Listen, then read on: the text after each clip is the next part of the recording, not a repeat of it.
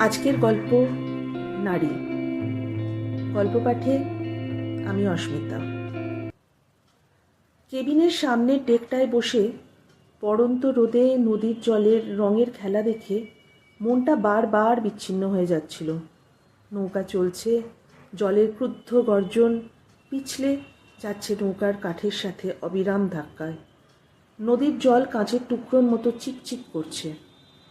হাতের গল্পের বইতে রোমহর্ষক আতঙ্ক, 4টে খুন, সাথে এক দুর্মূল্য হীরের মুকুট হস্তগত করে দস্যু সর্দার পালিয়েছে, আর তাকে ধরার জন্য বাঙালি গোয়েন্দা জয়ন্ত রায় ছুটে গেছেন গোয়া। ওখানে সমুদ্রের লঞ্চে করে তাড়া করেছেন দস্যু সর্দারকে। হঠাৎই লঞ্চের তলায় বিকট শব্দ, উত্তেজনায় গায়ের লোম খাড়া হবার জোগাড়। আর ঠিক সেই সময় ইরাবতী সেন অন্যমনস্ক হয়ে গেল। কিছু কথা কানে আসছে যেন। হ্যাঁ, ঠিকই তো, কারা যেন কি বলা বলি করছে। ওরা দুজন দাঁড়িয়ে আছে নৌকার সামনের দিকটায়, ইরাবতীর দিকে পিঠ করে। এক সুপুরুষ ও তেমনি মানানসই এক সুবেশিনী সুন্দরী মহিলা। বিশৃঙ্খল হাওয়ায় ওদের চঞ্চল বেশভূষা ও অবিন্যস্ত চুলের রাশি উড়ে চলেছে। হাওয়ায় ভাসছে বেশ সুন্দর একটা সেন্টের গন্ধ আসছে যেন। হঠাৎই ছেলেটি বলল, বড্ড খিদে পেয়েছে। মেয়েটি একটু বাঁকা চোখে তাকিয়ে বলল, এই যে নৌকাতে ওঠার আগে অত্তগুলো লুচি, আলুর দম, মিষ্টি খেলে, দুপুরে ইলিশ মাছ, সাথে চিংড়ি। তোমার ওষুধের দোকান আছে বলে কি শরীর খারাপের কোনো ভয় নেই? উত্তরে অসীম বলল, লীনা, তোমার হাতের রান্না আহা লাজবাব। আবার লীনা এবার কড়াভাবে বলল, আর একদম না, রাতের ডিনার তার আগে আর কিচ্ছু না। অসীমের চুপ করে যাওয়া দেখে লীনার বুঝতে বাকি থাকে না যে ও বেজায় দুঃখিত হয়েছে।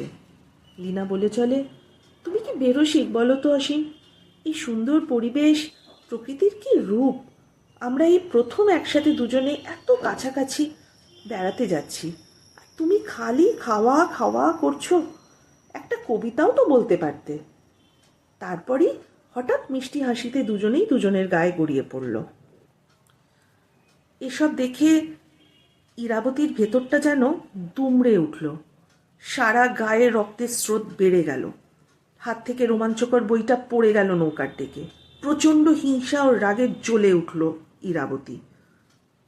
অসীম আর লীনার এতে কোনো ভ্রুক্ষেপ নেই। ওরা ওদের নিজেদের জগতে বিলীন। এক মিষ্টি মধুর সঙ্গীত মূর্ছনায় ওরা যেন পরস্পর জড়িয়ে আছে। নদীর জলও যেন তাতে সঙ্গত করছে। কিছুক্ষণ পর হঠাৎই ওদের নজর পড়ল ইরাবতীর ওপর। ইরাবতীর কালো পোড়া কুৎসিত মুখটা দেখে ওরা যেন একটু অবাকই হয়ে গেল। দুজন দুজনের দিকে মুখ চাওয়াচাই করলো কিছুক্ষণ। তারপর লীনাই এগিয়ে এসে আলাপ জমালো ইরাবতীর সাথে। সঙ্গী হলো অসীমও। নৌকার ডেকে তিনজনের গল্প জমে গেল।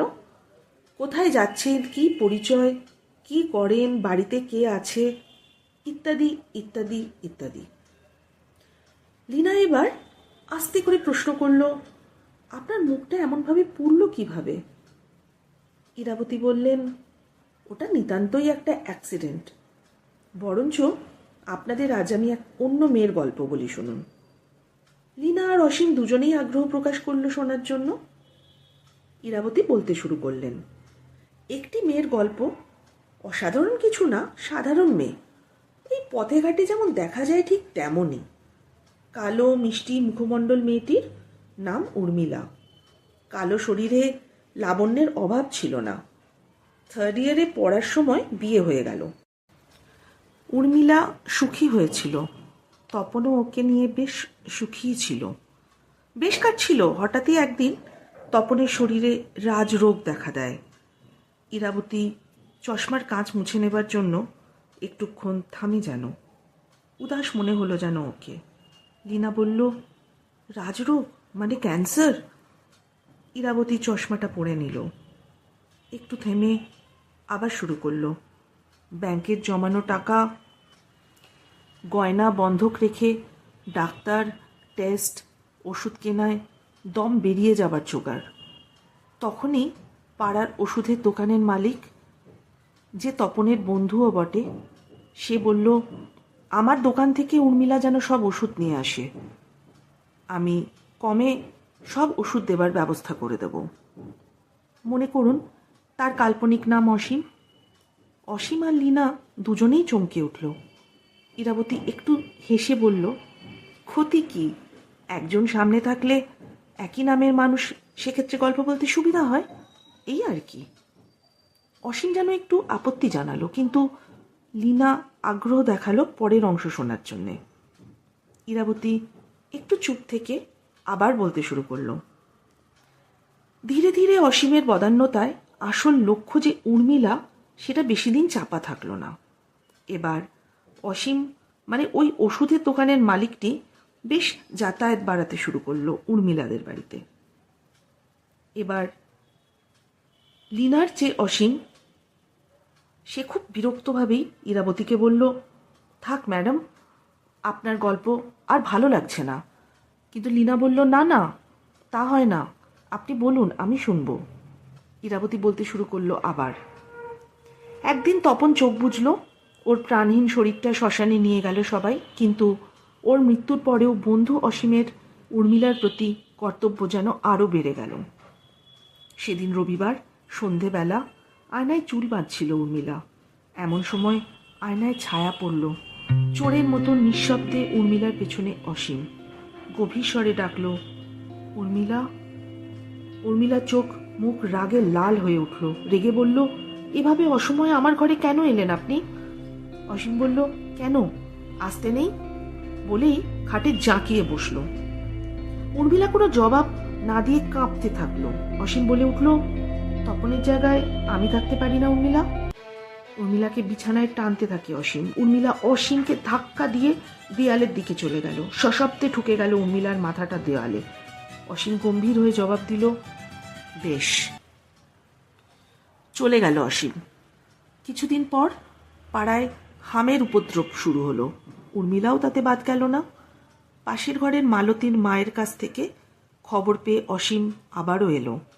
এবার নিজের দোকানের স্পেশাল ওষুধ নিয়ে এসেছে উর্মিলার জন্য। বলল, এটা ব্যবহার করো, মলমের মতন মুখে সব দাগ চলে যাবে, সুস্থ হয়ে উঠবে খুব তাড়াতাড়ি।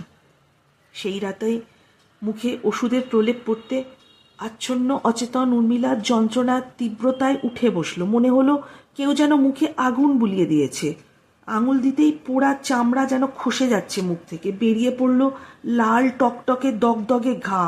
চিরদিনের মতন বিভৎস ভয়ঙ্কর হয়ে উঠল উর্মিলা। ইরাবতী চুপ করল। লীনা আগ্রহ ভরে উদ্গ্রীব স্বরে জিজ্ঞেস করলো, তারপর তারপর কি হলো? ইরাবতী বলল, আর কি হবে, অসীমের নামে কেস করা যেত, কিন্তু প্রমাণ হবে কি করে? ওই ওষুধটা যে অসীমই দিয়েছিল সেটা তো আমি প্রমাণ করতে পারবো না, মানে সেই মেয়েটি। ততক্ষণে নৌকা এসে ঘাটে ভিড়েছে। শোনা যাচ্ছে মানুষের কোলাহল। ইরাবতী দুজনের দিকে তাকিয়ে বলল, নমস্কার।